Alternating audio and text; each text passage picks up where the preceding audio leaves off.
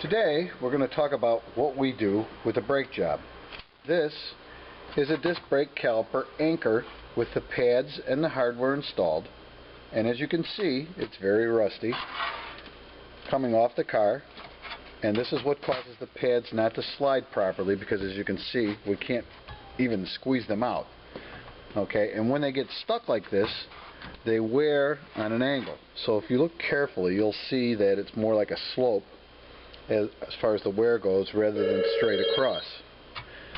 And we can best demonstrate that with the brake pad itself, where it's almost grinding on one end and nice and thick on the other. So this is what causes most pedal feel issues in brake jobs today. As they wear, the brake pedal feels a little spongy, or you might feel a vibration or some harshness. Okay? And the hardware, which is also part of this, is very rusty as well. Okay? And the bolts that hold on the anchors, they get kind of crappy too, along with the sliders, which sometimes get stuck. As you can see, there's quite a bit of rust around here. Now, one of the things that we do when we do a brake job is we take the caliper anchors and we put them inside of a glass feed cabinet, and we restore it back to very much what it would look like if it was new, removing all of the rust that would be accompanied with this, and then replacing all the hardware. And inside the slide pin holes, you can see that we get that pretty clean too, so that when we put these back in, they go in and they slide properly. Okay? So this is what a guide pin looks like once it's glass beaded and restored to a normal condition. And the bolts. Now, one of the other things that's also part of this is replacing the hardware with brand new hardware. Okay? And then there are Carlson brake hardware kits that we use that also have the bushings that go inside there. This isn't exactly for this car, but this is the dust boot, which is a very important component that keeps the debris out of there so that it doesn't rust up the guide pin.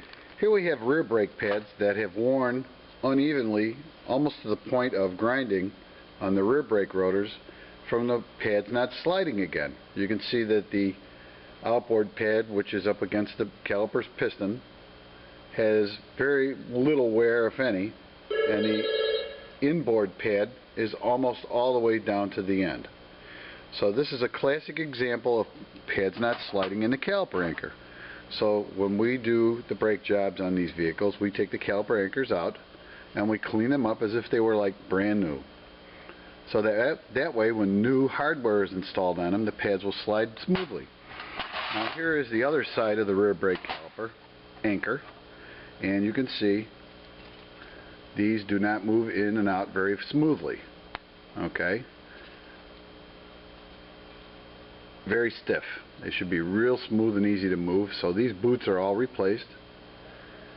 We clean those up, and these are the pins after they're cleaned, and there's a rubber bushing that goes in here, and this is the nut that actually holds it onto the spindle of the vehicle. Goes through, and this screws it and holds it in.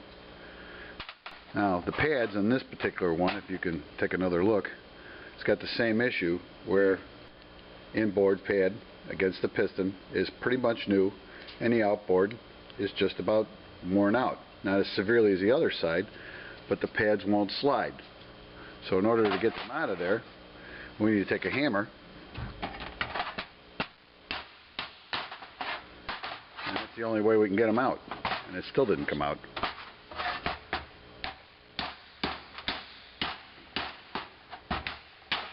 There we go.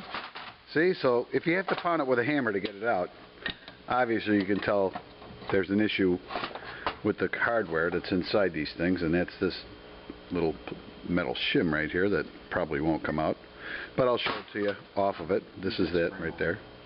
We can probably pry it out with this. Let's see, maybe. There we go. There, see, it comes off, and even that is very difficult to remove. These should come off very easily when the pads are removed, but obviously when they rust it squeezes them, and that's why nothing moves. So this is a rear brake caliper anchor pad, abnormal pad wear, where you've got almost a brand new pad and a worn out pad, because they won't slide. So this is why we do what we do here, so that we can restore your brakes to the way they were when the car was first manufactured. No rust means everything moves nice and smooth. Bill is going to demonstrate how we clean out the slide pin holes real fast with a wire brush. So go ahead, Bill. Let's show them what we're doing here. See, there's a little bit of dirt coming out of that one already. That looks beautiful.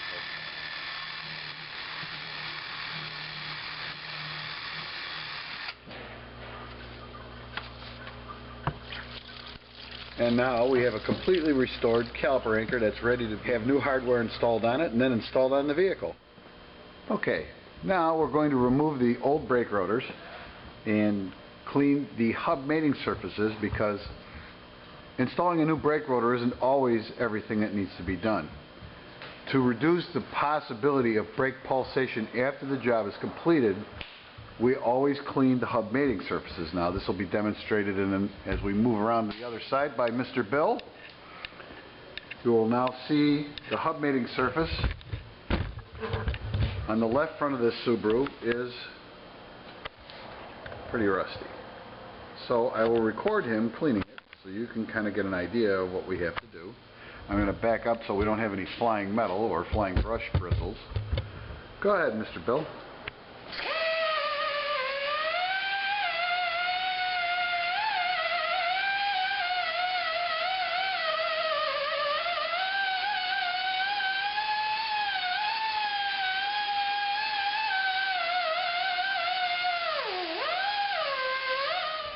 Where the caliper anchors mount, you'll see those.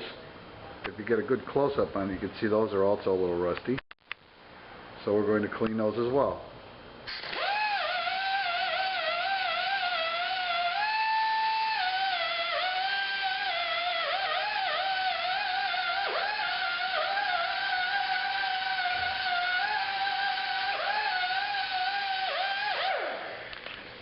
If you notice, it's very difficult to get around the studs where we do this, so there's a special tool that we use for that as well. This particular tool goes around the stud and it cleans the area around the stud so that that's clean as well as the mating surface on the area where we can reach it with a brush. Go ahead, Bill.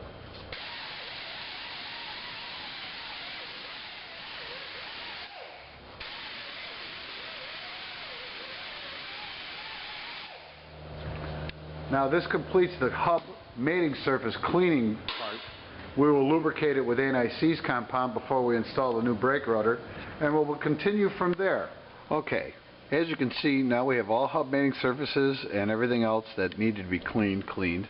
This is the parking brake portion of the rear disc brake setup. Our brake shoes actually that stop on the inside of the brake rotor in the back. And we'll go all the way around the car so you can get kind of an idea of what we've done as far as cleaning everything and get everything prepared for the new parts. This will be the right front and the left front, and you can see the caliper is tucked up in the back. Once that's remounted onto the caliper anchor, then we're going to remove all the bleeder screws and clean those out and make sure those are clear.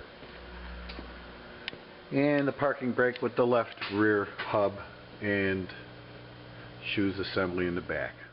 The caliper anchors all cleaned with new brake pads installed, and we're going to try out a new kind of brake pads this time. This is something new that's made by Wagner. It's called Perfect Stop. I don't know if you'll be able to see it. You probably will, but you can see the caliper anchors with the pins are all cleaned, new boots and new hardware installed in all caliper anchors. We've got them marked so you can see what's what, and pretty much all the rust is removed. And I will zoom in on this just a little bit so you can get an idea. Okay, and that one is got all new rubber bushings, and when you push on these, they move smoothly. Okay, and they bounce back. And these are the rears, which are a little bit smaller, as you can see, but still, we're still going to try the Perfect Stop brake pads, considering this is the brake pad being featured at this time. And it has a 2-year, 24,000 mile warranty, and that's upside down. That looks better. And we're going to install these on this Subaru and see how well they wear, because this car just happens to be one of our cars that we're going to use as a loaner. So what better car to test new brake parts on than one of our own? So I'm going to end this now, and we're going to install all this stuff on the vehicle, and tune in and we'll have a little bit more for you. Now we're removing the bleeder screws in the rear of the vehicle. This is the left rear caliper. We're going to take the bleeder screws out, as demonstrated by Mr. Bill here. All bleeder screws are removed and cleaned, and then reinstalled with anti-seize so that the next time the brakes need to be done, we can do it again. It doesn't really tell the story, but suffice to say the threads are pretty bad. I might be able to get close up on it on the screen. So he's going to take that over to the wire wheel and clean it up, as demonstrated over there.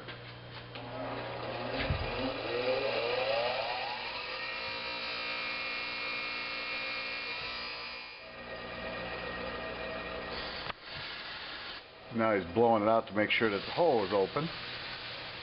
And sometimes we have to use a drill bit on those to clean out the hole, but these look like they're in pretty good shape because they had the little protective dust boot on them. And now he's going to install the anti-seize compound.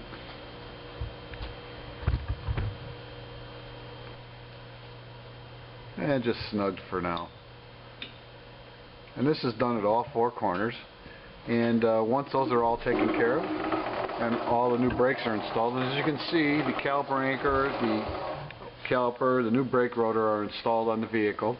We've got 3 corners done out of 4, and I will kind of walk around and let you see what it looks like. This is the left front, that's all done. Bleeder screw is all cleaned and installed. And we'll come over to the right front. And you can see that that's all done. And now he's going to work on the right rear. And we'll come back to this when we're ready to power bleed the system. In the process of cleaning everything, the master cylinder's reservoir is removed for cleaning, although we didn't get to see it dirty, but we can see it clean. Bill, go ahead and hold that up so we can see that, would you? So that's what a nice clean master cylinder reservoir looks like without the stain of any old brake fluid or anything that may, varnish that might be left behind inside. And underneath there's the float sensor, and if you want to turn around the other way, you can see the float inside it. That's that little pink looking piece, looks like a little piece of styrofoam. And then the master cylinder reservoir will be reinstalled, and we will also change the brake fluid with a power bleeding system, which we will show you further on as we go. Okay, now we're ready for the bleeding procedure, which exchanges the brake fluid in the master cylinder and throughout the system. Cars equipped with anti-lock brakes, this is especially essential for, because the solenoids and valves inside an ABS component are very much susceptible to the dirt and corrosion that worn brake fluid can, cause, and ABS issues can come up because of that. So recommended brake fluid change intervals are every other year or every 30,000 miles. So what we do here is we have a pressurized can, and in the previous photos you saw that we had removed the master cylinder reservoir to remove any debris or varnish or stains or anything like that that may be in there, so that you can see that it's nice and clean. So now he will be moving to each individual wheel until the brake fluid comes out clean, and we will start that process right.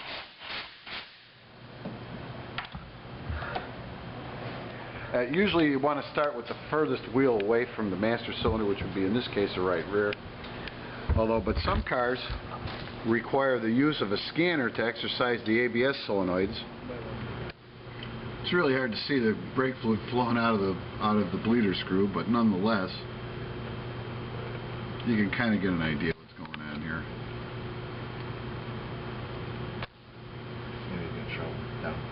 Yeah, there you go. There you go. Yeah, now you can see that. There's a brake fluid coming out of the bleeder screw going into our pan.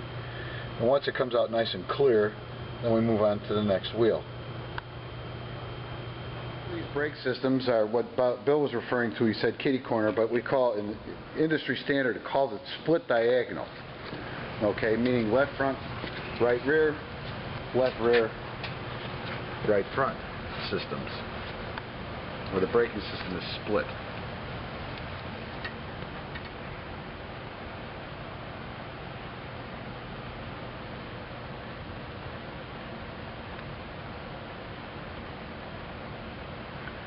So the bleed procedure can take quite some time when you add in the master cylinder reservoir cleaning and removal and cleaning, brake, bleeder, screw removal and cleaning, and then the actual bleed process itself.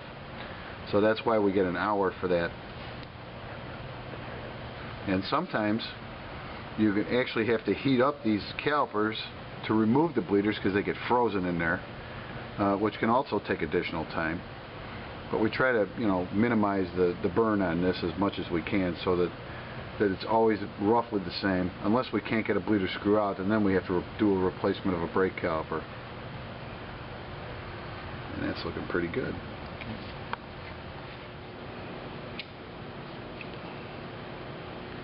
I'll leave it on there for roughly 30 seconds or so, so that most of the fluid that was, there you go, you can see it bounce a little bit of air came out.